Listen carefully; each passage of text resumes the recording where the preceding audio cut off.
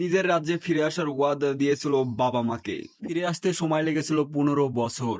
তো আজকে আমি একটা হলিউড মুভির বিষয়ে কথা বলবো, অ্যাকশন সাইফাই মুভি।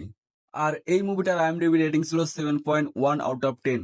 এবং এই মুভিটার দৈর্ঘ্য ছিল 2 ঘন্টা 12 মিনিট। আপনারা কি আপনাদের মূল্যবান টাইম নষ্ট করে এই মুভিটা দেখবেন নাকি দেখবেন না? জাস্ট এই ভিডিওটা দেখেন, তাহলে আপনারা নিজেরাই ডিসিশন নিতে পারবেন যে আমি এই মুভিটা দেখবো নাকি দেখবো না।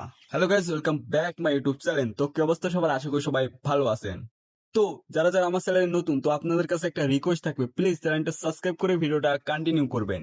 তো অনেক তো কথা হলো, এবার মুভির স্টোরি বিষয়ে কথা বলি। ফার্স্ট অফ অল, এই মুভিটার নাম মাস্টার অফ দ্য ইউনিভার্স, যেটা আপনারা হিন্দি ল্যাঙ্গুয়েজে অ্যাভেলেবল পাবেন। দেন মুভির স্টোরিটা ছিল পৃথিবীর মতো একটা গ্রহ, সেই গ্রহ রয়েছে একটা রাজ্য। দেন সেই রাজ্যটা সেই প্রজাদের নিয়ে এবং যারা ছিল তাদেরকে নিয়ে সুখেই চলতেছিল।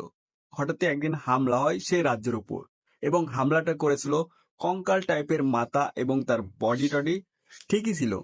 তারই সাঙ্গপাঙ্গ মূলত সেই রাজ্য অ্যাটাক করে। মূলত সেই রাজ্যর সেনারা তাদের সাথে লড়তে পারে না এবং তাদেরকে হার মানতে হয়।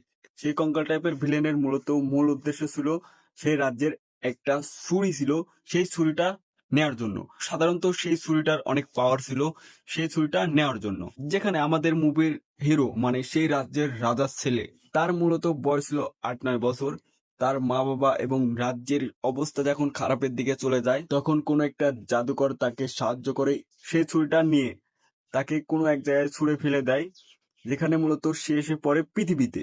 প্রায় 15 বছর কাটার পর মূলত সেই ছুরিটাই ছিল তার ফেরার পথ। মানে সেই ছুরিটা যদি হারিয়ে ফেলে, তাকে পৃথিবীতে থেকে যেতে হবে। দেন পৃথিবীতে 15 বছর কাটার পর মূলত সেই ছুরিটা সে পায়।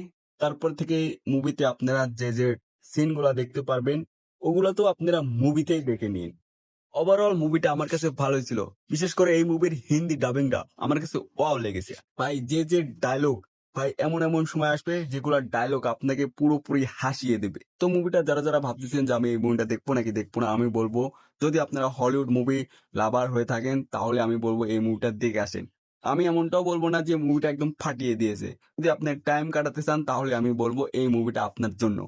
তো চাইলে আপনারা এই মুভিটা দেখে আসতে পারবেন। তো আজকের মতো ভিডিওটা এখানে শেষ করছি। দেখা হবে নতুন কোনো ভিডিওতে। বাই।